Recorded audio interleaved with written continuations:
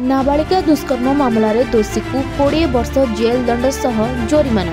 Phulbani fast track POCSO court एक 8 वर्षीय नाबालिका दुष्कर्म मामला रे विचार करी 12 जन साक्षी डाक्तरी रिपोर्ट आधार रे कोटगड़ थाना अंचल किसान सनसेट को दोषी साब्यस्त करी 20 वर्ष सश्रम कारादंड सह 55,000 टंका जोरिमाना आदेश देछन्ति।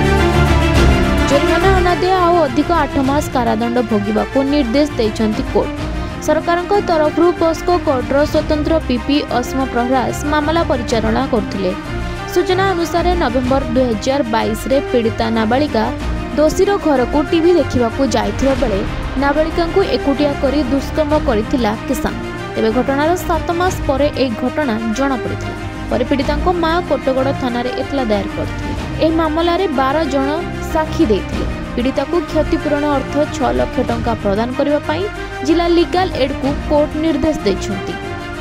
आज 2022 मसीह कोटगड़ थाना अंचल घटवा 8 वर्ष नाबालिका दुष्कर्म मामला राय प्रकाश पाई। पोषकोट विचारपति आज अभियुक्त किसान सानसेट को 20 वर्ष सश्रम कारादंड दंडित करने सहित 55,000 टଙ୍କା जोरिमाना देवाई निर्देश देते। और जोरिमाना अनादे अधिक 8 मास सश्रम कारादंड दंडित करने निर्देश देते। एसत पीड़िता को 8 लाख टଙ୍କା पीड़िता 6 लाख टଙ୍କା क्षतिपूरण देवाई निर्देश देते। यह घटनाटी 16/5/2023 जना पड़ा। उक्त दिन 1 घंटा समय नाबालिका जनक सांगों सहित निज घर पाखे गोटे आंब गछ पाखे खेलुले।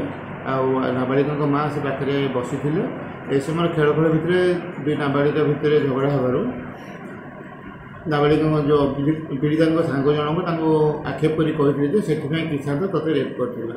से समय पाखे बसवा माँ शुणिकी सागे सागे 2 जन जाक झील को पचारि प्रकृत घटना कौन केमती कहीं कहलु कहबार से समय नाबालिका और सांग 2 जन जाक घटना विषय निज माँ को जनईले।